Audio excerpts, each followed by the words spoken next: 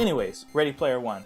Just the message is, go out and check this stuff out if you want to. If you like it, you like it. If you don't like it, you don't like it. But don't think of it as, I wasn't alive in the Like, it's 80s not or condescending 70s. in any way. Yeah. I wasn't alive in this time, so I'm not allowed to think that it's cool. Like, I'm not an 80s kid. I was born in 84, so Yeah, I missed out on this. Like, I'm 90s kid, big time. Yeah. But I really love the 80s. And, like, we grew up watching the 80s movies because Mom and Dad liked those movies. Yeah. You know? Yeah, we grew up with all that stuff. Mostly Dad. Yeah. You know, we watched a lot of the John Hughes stuff, you know, Uncle Buck and stuff like that. And so there's a lot of that time period that we grew up loving. So we have that passion just from growing up. Yeah. But we weren't alive in the 70s listened to all that music and the too. early 80s, Yeah, we missed you know. out. It would have been ideal if we were born in the 60s. We would have been, 10, in the mid 70s when these things started coming out. That would have been the ideal age to experience these things. But, not everyone was, But it doesn't mean that you can't like it, No, we obviously are a little bit passionate about it. We're geeking out all the time. And we created this YouTube channel just to do so. Yeah. So, I mean, from this point on, go forward thinking, I don't know what that reference is. I don't know what that reference is. Use the internet. That's our crude version of the Oasis. It has all the information that mankind can amass together in a single place. Go look it up. Figure it out. Look it up. It's awesome. So cool. You guys will love it. Trust me, if you're willing to step in and pursue this, totally worth it. Absolutely incredible. So much fun and excitement to be had. Yeah. All right, so continuing on, 5 years has passed. No one's found the clues. He's going to school in Oasis High School. With there's certain benefits. The teachers enjoy themselves because the Oasis prevents users in school from talking. You sit during down class. at your desk and you're required to stay seated and pay attention. Yeah, you can raise your hand and answer questions and things like that, but you can't talk during class. Side talking. So the teachers are quality, and it's a single teacher can teach, from their couch, at home in Canada, and teach people from all over the world. Everybody works from home. So the teachers are high quality teachers that enjoy their jobs, and there's not things in the school like bullying or anything like that because the schools are placed in non-combat zones, so you don't have to worry about that. You can mute other players, you don't have to hear them talking, all this kind of stuff like that. And it's during class that he has a revelation about the first clue. Leads him into the first clue, and he finds the first key. And he's the first one to find the first key and basically fire up the whole quest. Yeah. But in so doing, he attracts the attention of basically what would be the dark side. These are the Imperials, and they're going to waste you. There's a huge company that runs all the internet service. It's the ISP, the Internet Service Providers, and they want to, of course, massive corporation, they want to own. Yeah. They want to acquire the company. From a business standpoint. However, their approach to it is evil. Completely business. They don't care about anything else. They just want the money and the control. Yeah. So they don't care about any of the reasoning behind the true purpose of the hunt. They don't care about any of that. They're just business related. So they're willing to do anything underhanded and backstabbing that they can possibly do to get around the rules of the game and win. They don't care about any of that. They just want to win. So in this whole thing, they start hounding Wade and the other friends that he makes along the way, and they're trying to do everything that they possibly can to underhand them and get ahead of them and win this race. So it's just like a neck and neck race the entire book. And I don't want to get into too many details because I don't want to throw on everything, you know. I don't want to ruin it all, but it is this neck and neck race against evil the whole time. Yeah. Just a few over-covering things. Wade's avatar character, he's super low level because he doesn't have money. The mechanics of the Oasis are you can travel between an infinite number of worlds, essentially, but it requires in-game currency. The actual cash. You can either, fly your TIE Fighter or your Millennium Falcon or whatever fantasy spaceship you want around to different worlds, and that time machine. Yeah. or you can use transporters, which cost money to get to these other worlds. And that And so 1.21 gigawatts, it don't come it don't cheap. come cheap.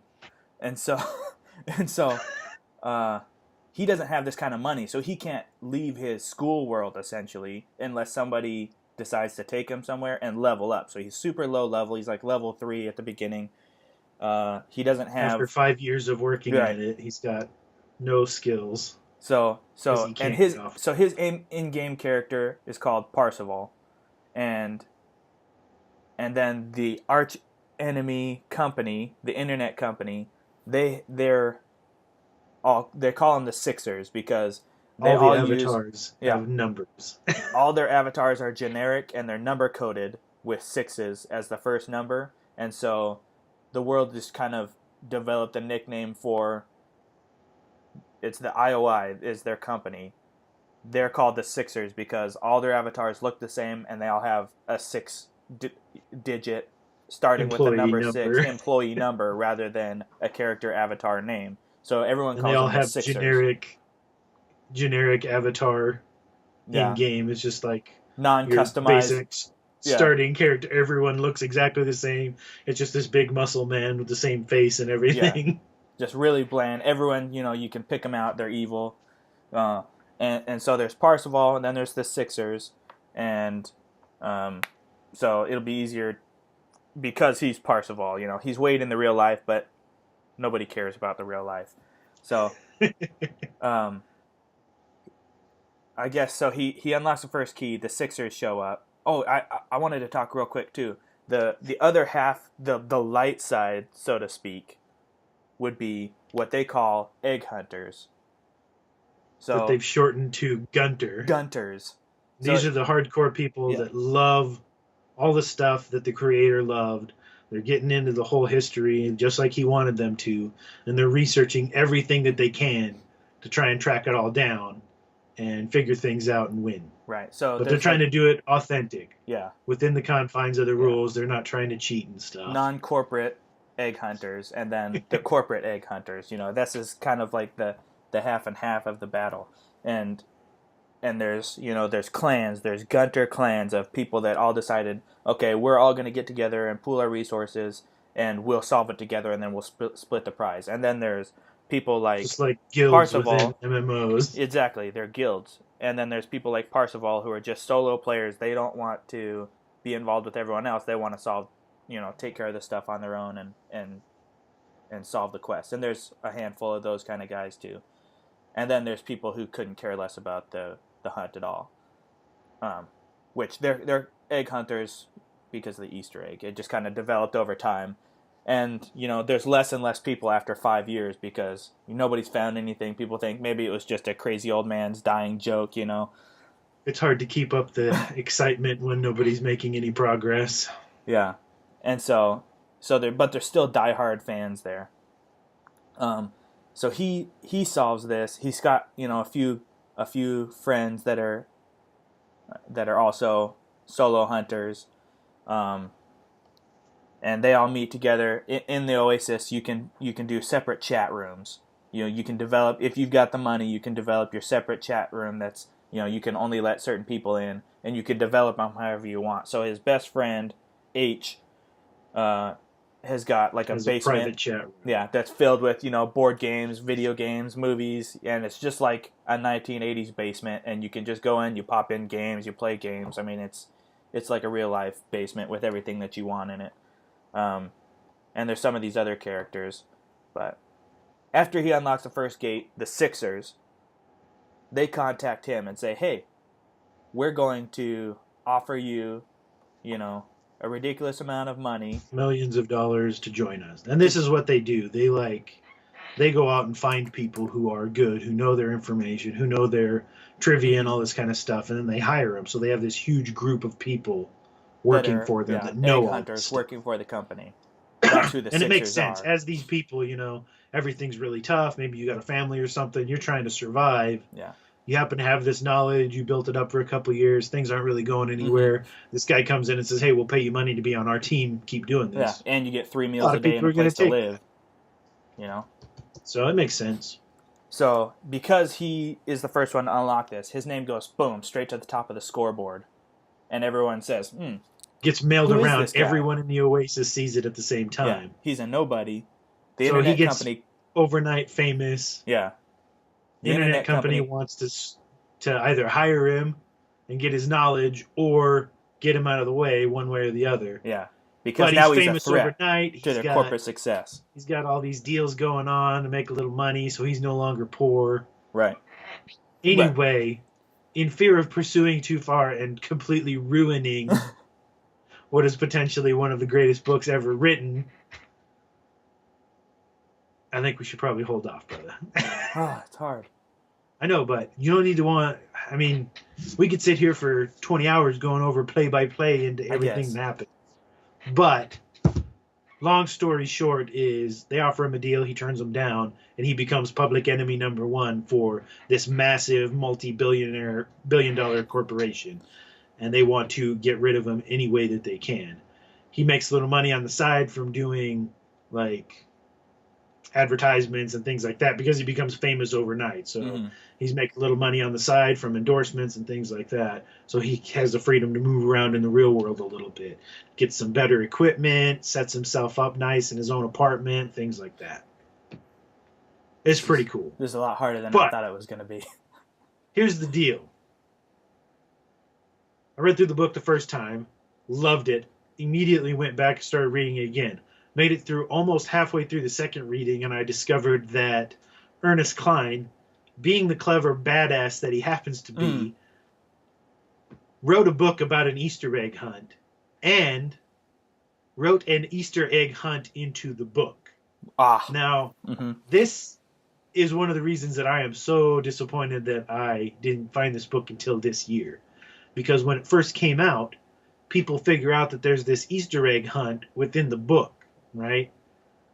And there's a legit Easter egg hunt in order to find the end. You go through the different tasks. There's 3 gates. You get to the end. You win. And he gave away a DeLorean that was all tricked out to the first person to do it. It was really super cool. So my brother got all excited. We start tearing into the book over this, right? And we put in a couple of weeks. We find the first key, go to the first gate, complete it, try and do the second one, and it no longer works. Right. Servers are down or something. This was finding stuff within the book and then going online, and there's different stuff going on online and playing games and stuff like that. Anyway, very well done. I thought it was incredibly cool of him to do this. I wish that he'd started up. So if whatever happens, this goes around enough ears and people hear about it, please, we want to finish the competition just so we can play through. We know there's no prize at the end. We still want to play through the hunt, though. Yeah. So if you could work that in, do your magic, that'd make be pretty it happen, rad. please, Mr. Cline. Make it so.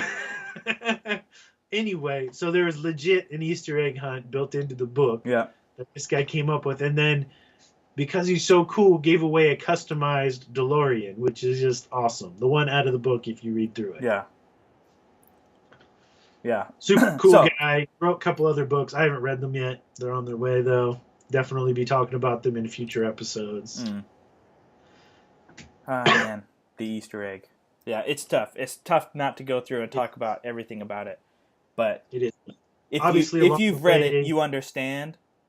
If you haven't read it, you will understand. Like, cannot stress enough how awesome this book is. Very, very, very awesome story.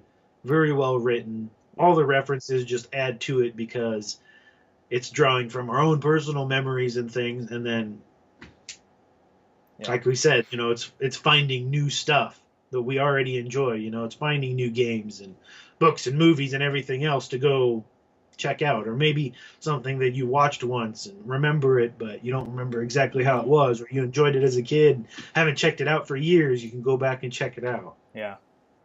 There should be more books like this. I wish there was more books like this that get you fired up and passionate about something, and also passionate about incorporate like real world excitement, like the real Easter egg hunt within the book, just like in the book, you've got to pay attention to the information that you're given in order to continue on. Open the first gate and continue on. It takes a little bit of studying, and then eventually it will take a little bit of skill, but and it's supposed to progressively get harder, but we can't speak to that because we're still at the second gate going, second gate is hello, hello. But the Sixers have won in blocking off the second gate, and it's just not necessarily. I think it's just that several years after the fact, yeah. the excitement died out. Yeah. The contest was finished and it was over. I think essentially, So you could keep it open because on the initial part of it, it says, hey, the competition's over, but you can still play for fun. And it still says that, even though you can't play through the competition all the way. But, so we were super excited until we got to that point to where we couldn't move forward. And, it makes sense because maybe not enough people were making it to that point, and it costs money to keep things going, I guess. I don't know. Either way. We're going to get it. We're bringing it back, though. It's going to happen. Yeah. At some point in the future, when you watch this, you'll be like, oh, is that alive? We'll let you know. We'll update. We'll throw a link. We'll let you know when it's live again. We've accomplished this. We fixed it. Get in there, study it. Go through the second gate. Find out what the third gate is. It's out there. Somebody won a really cool DeLorean, so that's pretty sweet. So very, very cool. Anyway, Ready Player One. Yeah. We could literally spend hours and hours talking about this. But hopefully what we've said is enough to make you think, that sounds pretty awesome. A super universe filled with every pop culture reference and video game that is awesome. And it's his duty to explore it, to every detail that he can conceive of in order to win. And to honor the creator, which is pretty cool. And, Anorak is Ernest Cline. They're the same guy. That might be a stretch. I really like Ernest Cline. Dude is awesome, but he hasn't created an Oasis yet. Right. But, the references are inside of his head. Everything is there. Yes. He's there. That's pretty awesome. He created a book with the Easter egg hunt. So I think if he had the means, he would definitely create a massive virtual world with an Easter egg hunt. So that might be his end goal. I don't know. As of the release of this video, there is no real Oasis yet. But we're getting close. Man, we're getting really close. In the future, when people are checking out our almanac on our lives and they're going to see this video, they're going to say, wow, they made this before the Oasis, or whatever the Oasis will be called in this universe. Right. But we're getting there. We've got, next-gen VR stuff coming out, pretty crude. All the haptic rigs but haptic stuff legit. Is real. It's coming out. We've got people we're early stages still, but we're going to see it. With development, but hopefully in the next 10 or 20 years. Technology needs to get there, and then the price will come down. Yeah. Eventually, it'll be crude, but, like virtual reality, MMORPG, where you can walk through a digital forest and see, digital monsters, and, it's going to be even more addicting We're than close. Normal. We're close. We're getting there. Imagine Skyrim and VR. Oh, man. MMORPG, But it doesn't look like that. By the time the Oasis is out, the graphics are, and depending on the equipment that you can afford, the goggles and everything like that, it's basically non-perceptible from reality. It's so good at that point. But, maybe 2044 will be there. Could be. Hopefully a lot sooner. Hopefully the world doesn't suck totally by then, but we'll see what happens. What we need is something like this. We need an Oasis, apparently. Apparently. That'll bring the world to the brink of destruction. Yeah. Ah, crap. Anyway, thank you guys for watching. Yeah.